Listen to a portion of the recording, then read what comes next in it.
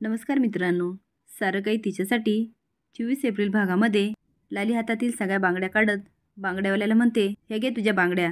जोपर्यंत मी सोन्याच्या बांगड्या घालत नाही ना तोपर्यंत कुठल्याही बांगड्या घालणार नाही. मंजू हळूच म्हणते, लालीताई तुमचं हे स्वप्न पण पूर्ण झालं असतं, पण काय करणार ना, नशिबात पण असावं लागतं. चारू चारू तुला त्या लाल बांगड्या घे, छान दिसतील. दाजी म्हणते, बाजले बांगड्या पुराण. आज निशीचं केळवण ना, 4 पदार्थ जास्त करावे लागतील. आणि किती वेळ झाला त्या ओट्याजवळ एकटी उमाच राबते. हे सगळं रघुनाथ ऐकत असतो आणि किचनमध्ये जातो आणि म्हणतो, उमा काय करता तुम्ही? ती म्हणते, अहो आज निशीसाठी केळवण ना, म्हणून सगळं जेवण तिच्या आवडीचं बनवलं. रघुनाथ म्हणतो, असं कधी झालं का आपल्या निशीला ताटातील काही आवडलं नाही? ती म्हणते, हो ना, पण तिला उकडीचे मोदक खूप आवडतात. हे काय मी उकड काढली, एवढे भांडे आवरते आणि मोदक करते.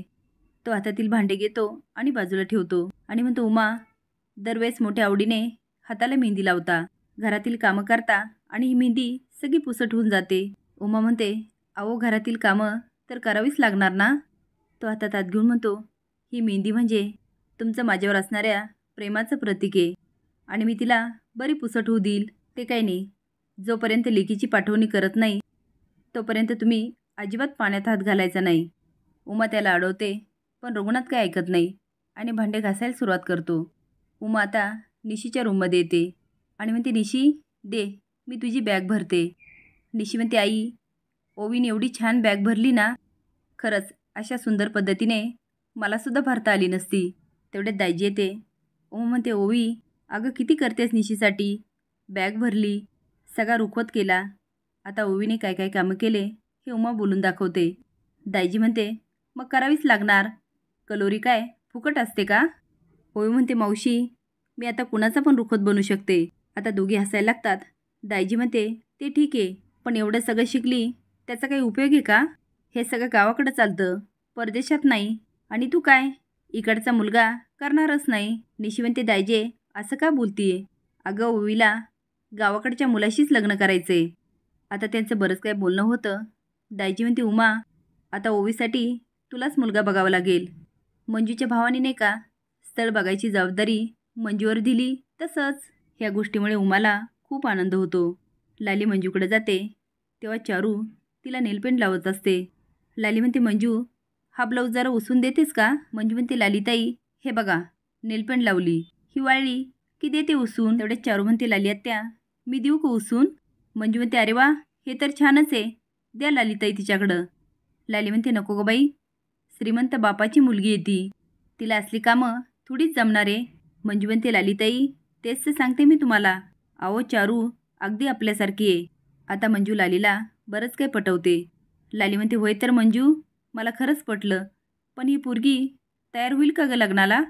निशीसारखं बोलायची, माझं कुठल्या तरी मुलावर प्रेम आहे. मंजू म्हणते, लालीताई तुम्हीच विचारा ना तिला. हे बोलणं चालू असताना चारू लाजते आणि स्माईल करते. लाली म्हणते, काय गं चारू, माझा शिनू आवडतं का तुला? चारू लाजते म्हणते, हो. आता दोघी हसायला लागतात.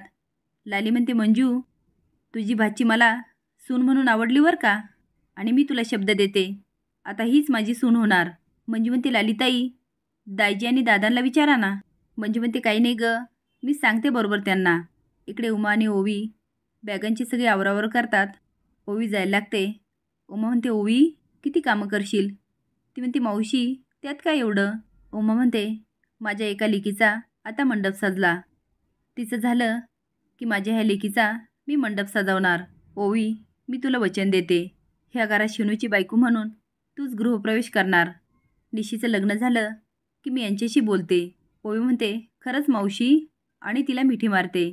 आता किचनमध्ये सगळी लगबग सुरू होते. रांगोळ्या घातलेल्या असतात आणि पानावर सगळे पदार्थ मांडत असतात. उमा म्हणते, ओवी निशीला घेऊन ये आणि औक्षांचं ताट पण तयार करायचं. ती म्हणते, मावशी औक्षांचं ताट मी मागाशीच तयार केलं आणि देवघरात ठेवलं. ती म्हणते, ठीक आहे, मग निशीला घेऊन या. पण हे ऐकते चारू आणि हळूच देवघरात जाते. ओवी निशीला घेऊन येते. तेवढ्यात लाली म्हणते, हे सगळं झालं, पण औक्षणाचं ताट कोण तयार करणार? तेवढ्यात चारूच्या हातात ताट असतं. ती म्हणते, हे बघा मी तयार केलं.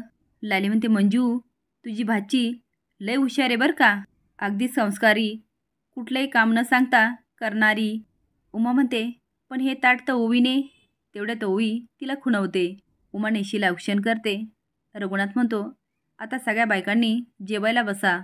लाली म्हणते, दादा तू खूप बदलला बरं का. नाही म्हणजे भांडे काय घासतो, स्वयंपाक काय करतो. दाजी म्हणते, लाले ग बस, तुला नाही कळणार. जो आपला काळजाचा तुकडा सोडून जाणार असतो ना, तेव्हा बापाची अशी अवस्था होते. आता दाजी तिला खूप ओरडत असते. तेवढ्यात रघुनाथ म्हणतो, आहे हे बहीण भावंडच आहे, चालतंच असं. बरं चला, तुम्ही सगळ्या बायकांनी जेवायला बसा. बंधू म्हणतो, आज रात्री हळद आहे आणि किचनचा ताबा आमच्याकडे. कुठल्याही बाईने इकडे फिरकायचं नाही. आता जेवण करायचं आणि रात्रीच्या तयारीला लागायचं आणि भरपूर नाचायचं. आता सगळेच जेवायला बसतात आणि आनंदाने आणि बोलत जेवत असतात.